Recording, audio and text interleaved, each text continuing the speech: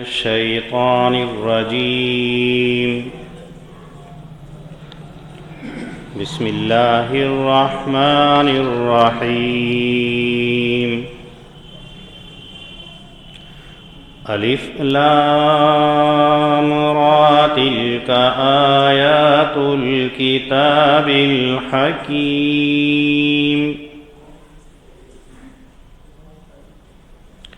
أكان للناس عجبا أن أوحينا إلى رجل منهم أن أنذر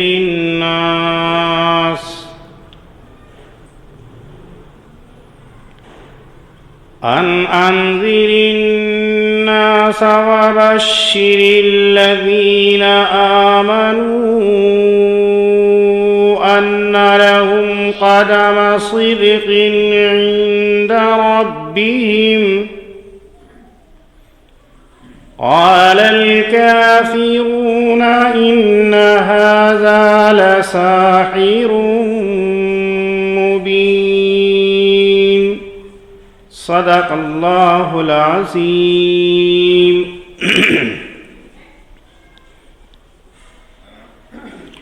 سورہ یونس اللہ رب العزت نے اس سورت کو مکۃ المکرمہ کے اندر نازل فرمایا. اس سورت کے اندر اللہ رب العزت نے 109 آیتیں اور 11 رکوع نازل کیے ہیں. اس سورت کے آغاز کے اندر اللہ رب العزت نے حروف مقطعات میں سے ایک حرف الف لام را ذکر فرمایا. اس کے کیا معنی ہیں؟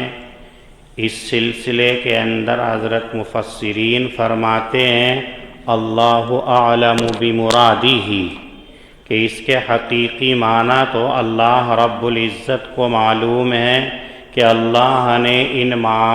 کے معنی کیا نازل کیے ہیں. ہمیں تو صرف اس کی قرات کا اور اس کی تلاوت کا حکم دیا گیا ہے. نبی کریم صلی اللہ علیہ وسلم کو ان کے معنی معلوم تھے، لیکن امت کے لیے اس میں کوئی فائدہ نہیں تھا،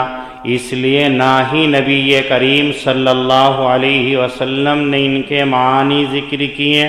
اور نہ ہی مکلف کیا گیا ہے. بعض مفسرین فرماتے ہیں کہ ان کے معنی قیامت کے روز تمام انسانوں کو معلوم ہو جائیں گے کہ اللہ نے ان الفاظ کے ذریعے سے اپنے حبیب صلی اللہ علیہ وسلم سے کیا گفتگو کی ہے اور اللہ نے ان کو کیوں نازل کیا ہے.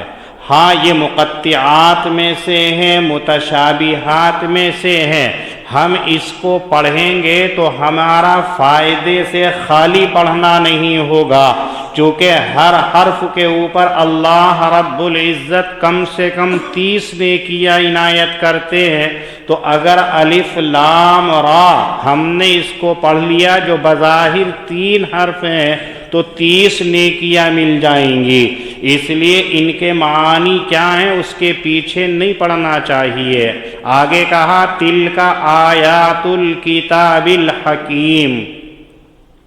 کتاب سے مراد یہ قرآن کریم ہے اور اس کی صفت اللہ نے ذکر کی ہے حکیم. تو قرآن کریم کا ایک نام جو ہے قرآن حکیم بھی ہے، جس کے معنی آتے ہیں حکمت والے کے.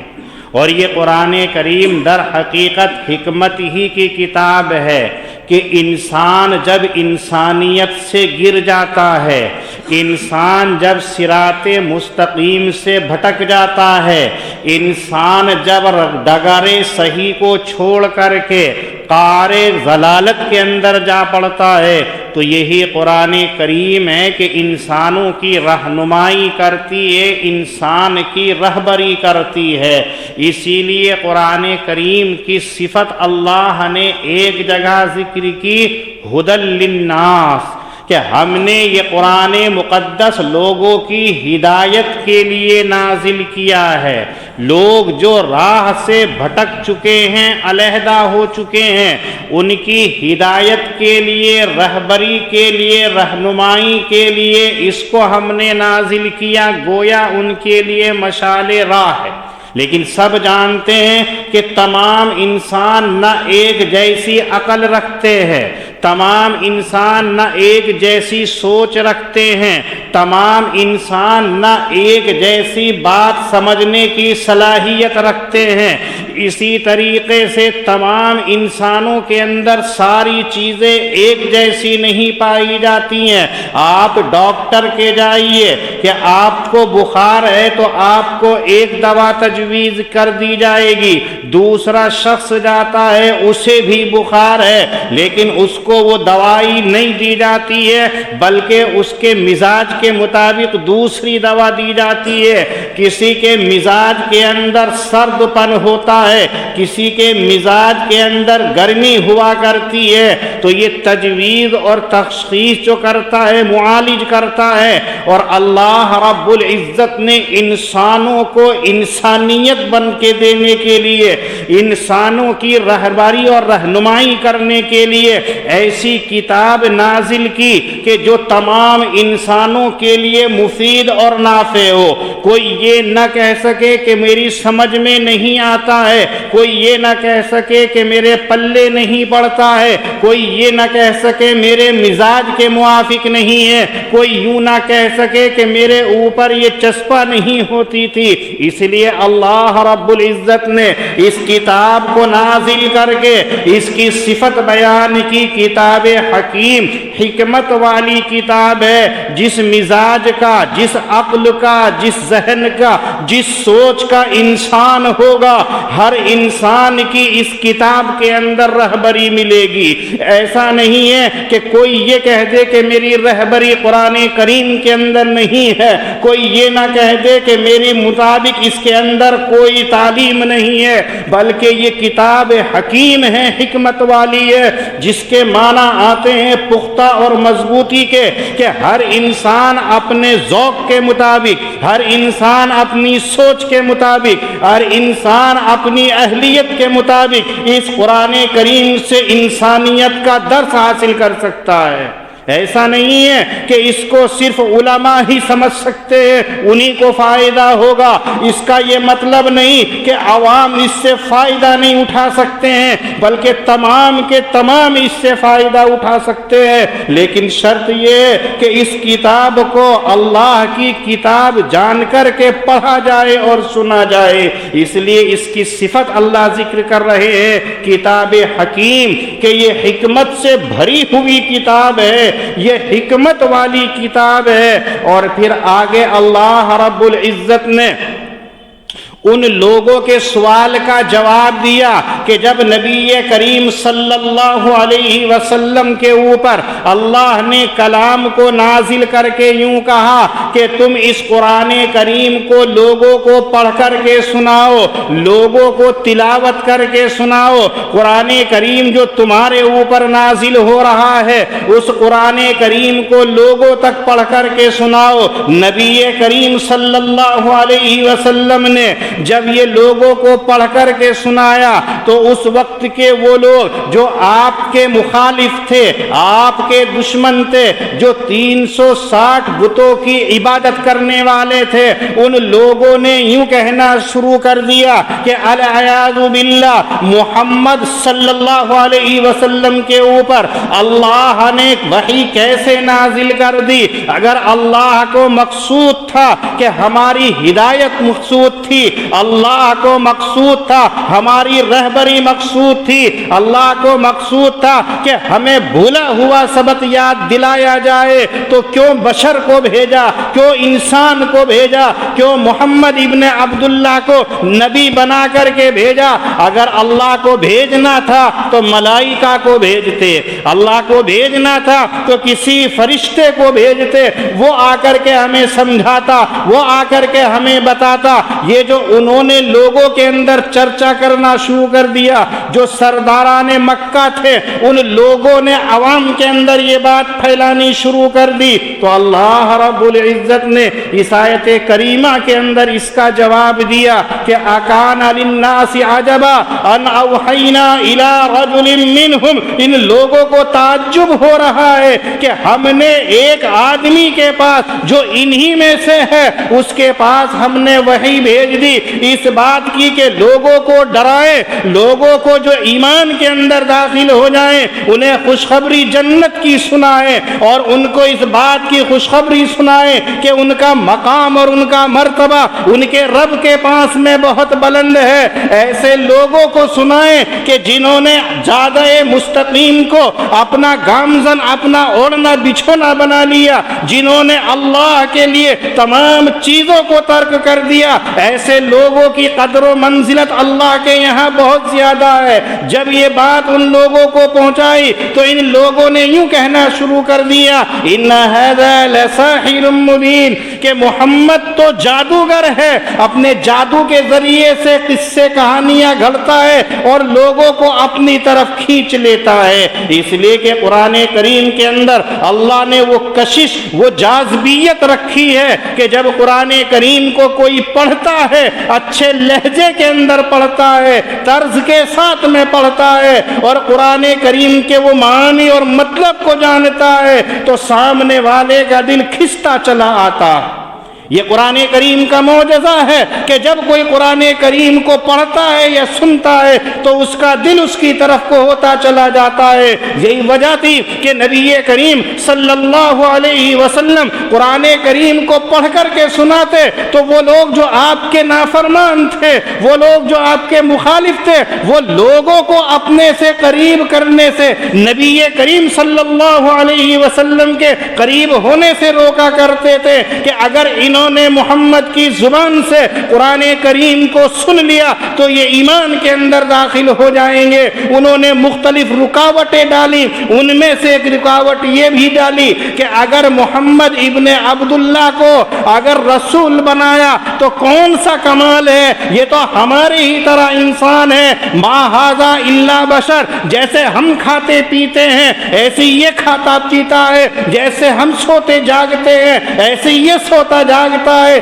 جب سارے کام یہ ہمارے جیسے کرتا ہے تو پھر اس کے رسول میں اور ہمارے میں کیا فرق ہے. اگر اللہ کو کسی کو بھیجنا تھا تو ملائکہ میں سے بھیجتے, فرشتوں میں سے بھیجتے, نورانی مخلوق میں سے بھیجتے, یہ خاکی مخلوق میں سے ہم میں سے بھیج دیا ہے. یہ کوئی نبی نہیں ہے, یہ کوئی رسول نہیں ہے. اور اگر یہ اپنا کلام سناتا ہے تو یہ جادوگر ہے کہ جادو کے ذریعے سے آپ کو اپنی طرف کھینچتا ہے. وہ نادان نہیں سمجھ رہے تھے کہ یہ قرآن کریم کا معجزہ ہے کہ جب قرآن کریم کو سنا جاتا ہے تو دل اس کی طرف کھینچتا چلا جاتا ہے. یہ جادو کا اثر نہیں, سحر کا اثر نہیں, لیکن اس کے باوجود لوگوں کو دھوکہ دینے کے لیے ایسا وجہ یہ ہے کہ جب انسان کسی سے عداوت رکھتا ہے, انسان جب کسی سے حسد رکھتا ہے, انسان جب کسی سے عناد رکھتا ہے تو اس کی اچھی بات اسے اچھی نظر نہیں آتی ہے,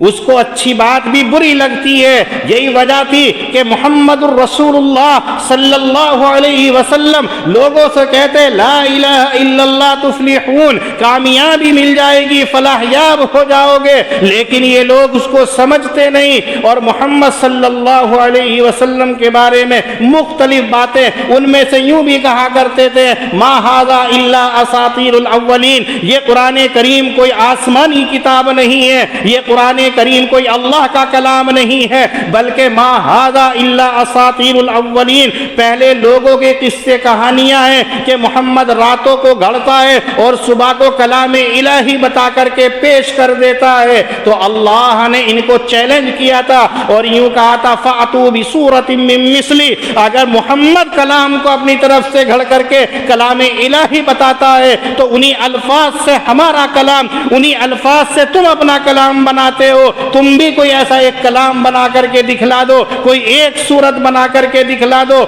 کوئی ایک آیت بنا کر کے دکھلا دو، لیکن تم نہیں لا سکتے ہو، نہیں بنا سکتے ہو۔ یقیناً یہ قرآن کریم ہے۔ تو ان لوگوں کو جواب دیا جا رہا ہے کہ اس میں تعجب کی بات کیا ہے؟ انسان جب اپنے ماحول کا ہوتا ہے، اپنے ماحول کے مزاج سے واقف ہوتا ہے، اس کے اٹھا پٹک سے معلوم ہوتا ہے، اس کی تمام نشیب و فراز سے وہ واقف ہوتا ہے، تو وہاں اصلاح کرنا انہی لوگوں کے اندر سے آدمی کا مفید ہوتا ہے۔ اور اگر کوئی باہر کا ہوتا ہے اور وہ اس کو جانتا نہیں ہے تو اس سے اصلاح بظاہر صحیح نظر نہیں آتی ہے۔ کہ اگر ہمیں انسانوں کی اصلاح مقصود ہے، انسانوں کی اصلاح کرانی ہے، تو ہمیں انسانوں ہی میں سے رسول بنا کر کے بھیجا۔ اگر ملائکہ کو بنا کر کے بھیج دیتے، اگر فرشتے کو رسول نبی بنا کر کے بھیج دیتے، تو آپ یہ کہہ سکتے تھے کہ ان کے اندر تو کوئی گناہ کا مادہ ہی نہیں ہے، ان کو تم نے نور سے بنایا ہے، ہمیں مٹی سے بنایا ہے، ہمارے اندر گناہوں کا مادہ ہے، جو کام یہ کر سکتے ہیں ہم نہیں کر سکتے ہیں، جو عبادت یہ کر سکتے ہیں ہم نہیں کر سکتے ہیں۔ وہاں آپ یہ تعویل کر سکتے تھے، لیکن جب اللہ نے انسانوں میں سے ہی نبی کریم صلی اللہ علیہ وسلم کو نبی بنا دیا، تو اب قیامت کے روز کسی انسان کو یہ کہنے کی جرت نہیں ہوگی کہ ہم سے یہ عبادت نہیں ہو سکتی تھی۔ اللہ کے نبی صلی اللہ علیہ وسلم کے بارے میں آپ نے پڑھا اور سنا ہوگا کہ ایک موقع پر آپ صلی اللہ علیہ وسلم گئے، حضرات صحابہ کرام وہاں بیٹھے ہوئے فکر آخرت کے اندر مختلف تدبیریں اور مختلف اپنے معاملات کو طے کر رہے تھے۔ ان میں سے ایک یہ کہہ رہے تھے کہ میں اللہ کی عبادت کروں گا، اللہ کی یہ نماز پڑھنے لگے خلل واقع ہوگا، اس سے تو باہر پڑھ لیتے نماز۔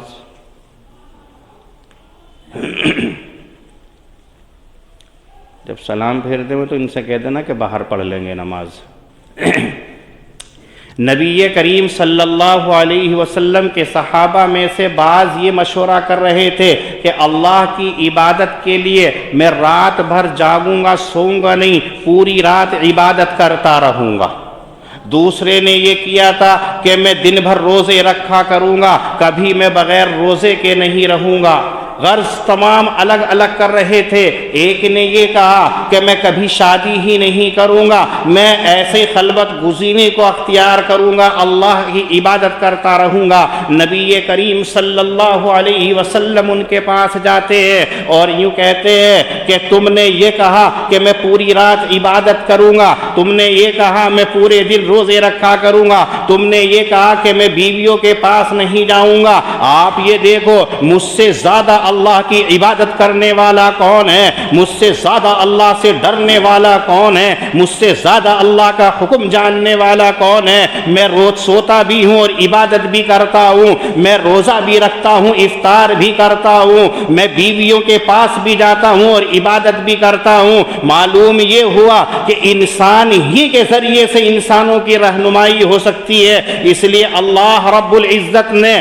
ملائکہ کو نہ بھیج کر کے انسانوں ہی میں سے نبی بنا کر کے بھیجا، جو انسانوں کے مزاج سے واقف، ان کو بتا دے کھانا کھانا بھی عبادت اور کھانا نہ کھانا بھی عبادت، رات کو سونا بھی عبادت اور رات کو جاگنا بھی عبادت، بیویوں کے پاس جانا بھی عبادت، بیویوں سے علیحدہ ہونا بھی عبادت، اور یہ عمل کر کے نبی کریم صلی اللہ علیہ وسلم نے دکھلا دیا۔ تو تمہیں تعجب کیوں ہو رہا ہے کہ ایک انسان کے پاس میں ہم نے جو ہے وحی بھیج دی اور اس کو اس بات کی ذمہ داری سونپ دی کہ لوگوں کو جو ایمان کے اندر داخل ہو جائیں ان کو یہ خوشخبری سنا دو ان لہم قدم صدق عند ربہم، کہ جو ایمان کے اندر داخل ہو گئے، جنہوں نے لا الہ الا اللہ کا اقرار کر لیا، ایسے لوگوں کا اللہ کے یہاں پر بہت بلند مقام ہے، وہ اپنے رب کے پاس میں بڑا مرتبہ پائیں گے۔ اور جو لوگ ایسے ہیں کہ ابھی وہ اس سے دور ہے،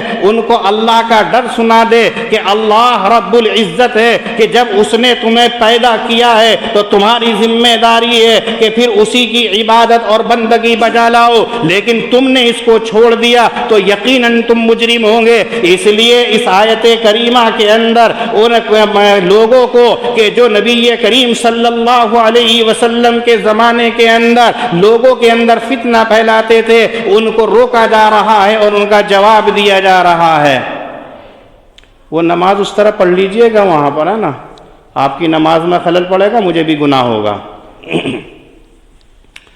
تیسری آیت کریمہ کے اندر اللہ رب العزت نے یہ بتلایا ہے کہ تمام کی تمام بندگی کا حق اگر کسی کو حاصل ہے تو وہ اللہ رب کریم کو ہے کہ اس نے زمین کو بنایا، آسمانوں کو بنایا، اور ان تمام کو 6 دنوں کے اندر بنا کر کے پھر عرش کے اوپر اللہ رب العزت قائم ہو گئے، اور پھر عرش کے اوپر بیٹھنے کے بعد میں یدبر الامر، اللہ تعالی معاملات کی تدبیر فرماتے رہتے ہیں۔ یہاں ذہن کے اندر ایک بات یہ آئے گی کہ زمین اور آسمان کو اللہ نے 6 دنوں کے اندر بنایا،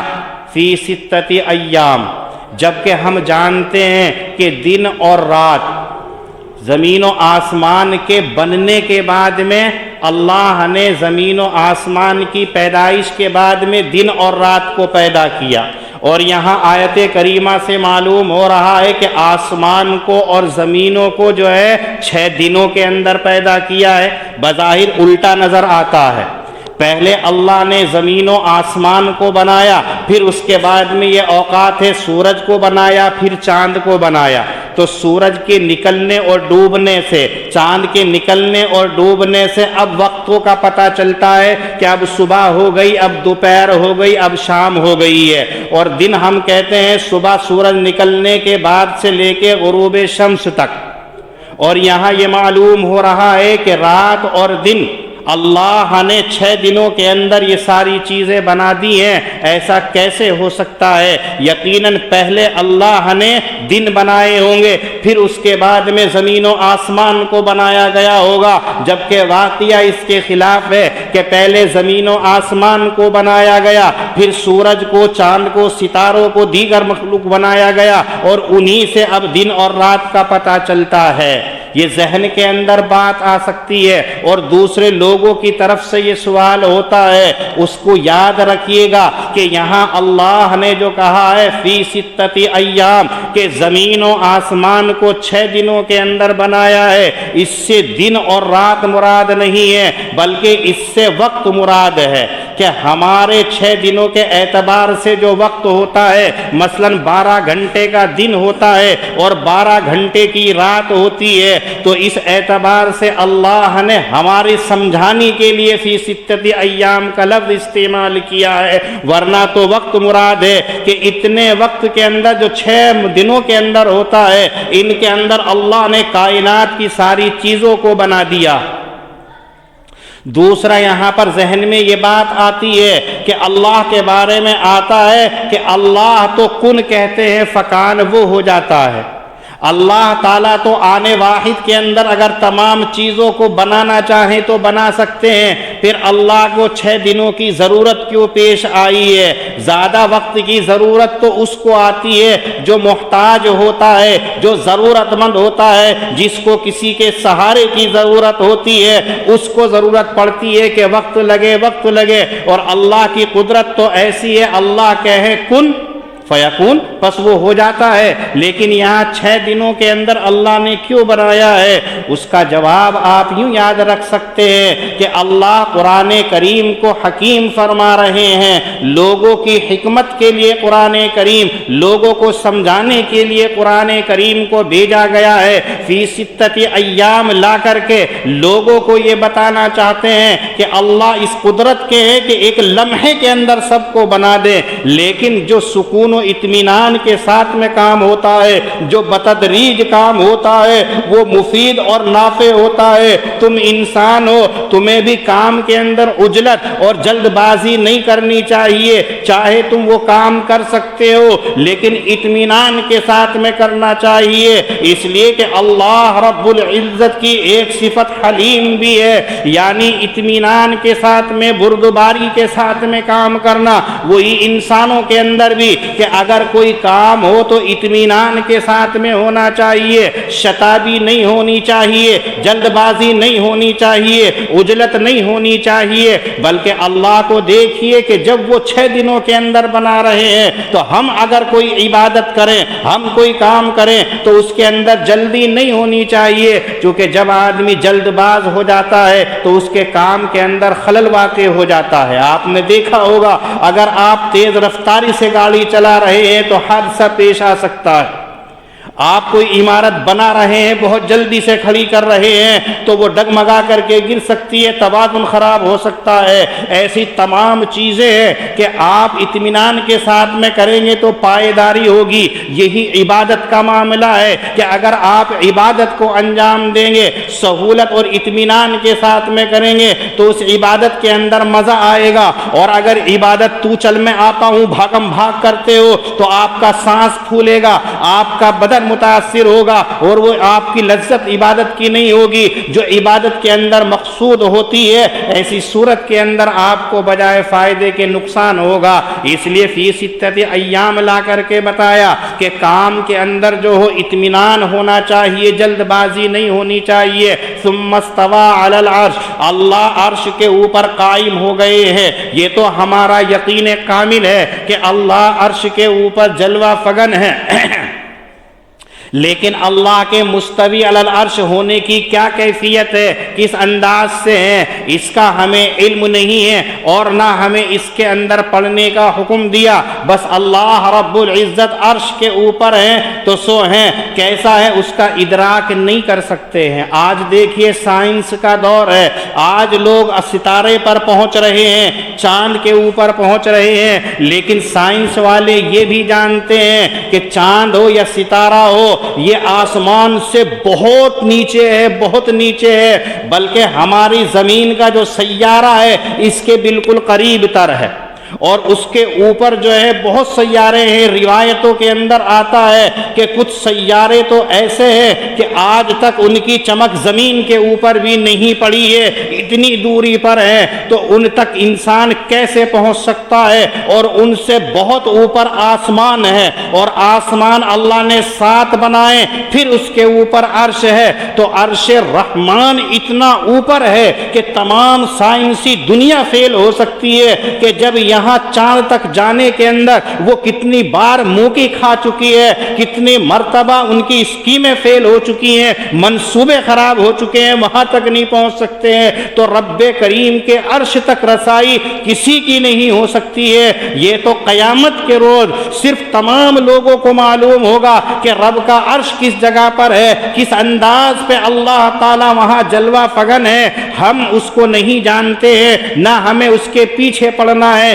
یدبر الامر، وہاں عرش کے پاس میں اللہ رب العزت تمام کاموں کی تدبیریں کرتے رہتے ہیں، یہ کائنات نظام کو چلاتے ہیں، کون سا کام کب کرنا ہے، کیسے کرنا ہے، یہ ساری تدبیریں اللہ رب العزت وہیں۔ اور اللہ کی ذات کیسی ہے؟ ما من شفیع الا من بعد اذن، اس جملے کے اندر بتا دیا۔ جو لوگ یہ سمجھتے ہیں کہ اگر ہم نے کوئی غلطی کر لی، ہم نے کوئی خطا کر لی، ہم نے کوئی قصور کر لیا تو ہمارا پیر جی ہمیں بخشوا دے گا، ہمارا صوفی جی ہمیں بخشوا دے گا، ہمارا بڑا ہمیں بخشوا دے گا، تو اللہ نے اس آیت کریمہ کے اندر ان تمام کی تردید کر دی اور یہ کہا ما من شفیع الا من بعد اذن، اللہ کی اجازت جب تک نہیں ہوگی تو یہ صوفی اور پیر تو کیا بلکہ رب کے سامنے پیغمبروں کی بھی مجال اور جرت نہیں ہوگی کہ وہ کسی کی سفارش کر سکے،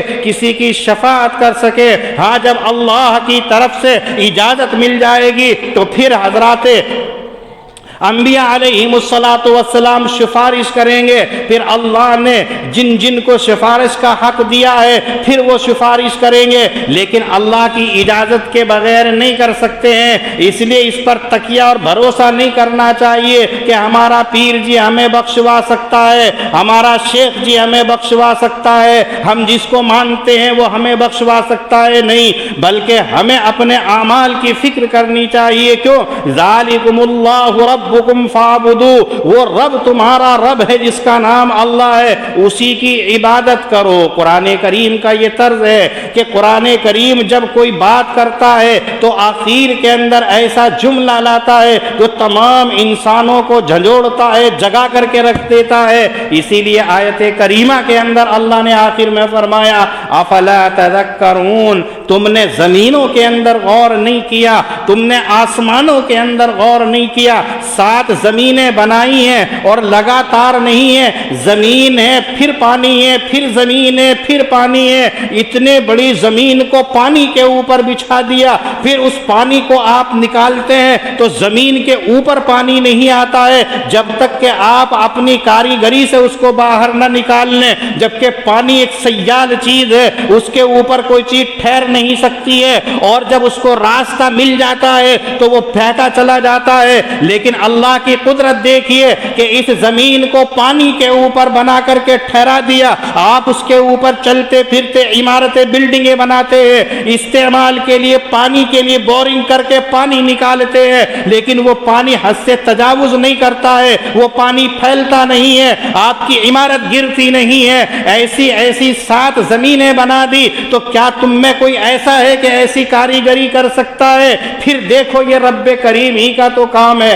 آسمان کے اندر غور کرو، آپ ذرا سی عمارت بناتے ہو تو اس کے لیے آپ پلر کھڑے کرتے ہو، ستون اور کھمبوں کو کھڑا کرتے ہو، دیواروں کا سہارا لے کر کے اس کے سائبان کو روکتے ہو، اور 7 آسمان ایسے بنا دیے، نہ آپ کو کہیں پھٹن نظر آئے گی، نہ کہیں آپ کو کوئی ٹیکن لگی ہوئی نظر آئے گی۔ یہ یقین سے دیکھ کر پہچان لو کہ یقیناً رب کریم نے ایسا کیا ہے، تو اس کی عبادت کرو۔ اور پھر دیکھو کائنات کا سارا نظام چل رہا ہے، کب بارش ہوتی ہے، کب موسم کے اندر تبدیلی آتی ہے، کس کو کتنی چیز کی ضرورت ہے، ان تمام کے اندر اگر آپ غور کر لو گے تو فاعبدوا، اسی کی عبادت کرو گے۔ افلا تذکرون، تمہیں کب خیال آئے گا، کب اس کی طرف دھیان دو گے، اپنی دنیا سے کب نکل کر کے سوچو گے، اپنی آخرت کی فکر کب کرو گے؟ تمہیں دنیا کے اندر بھیجا گیا ہے تو تم اپنے آپ کو کیوں نہیں سمجھتے ہو؟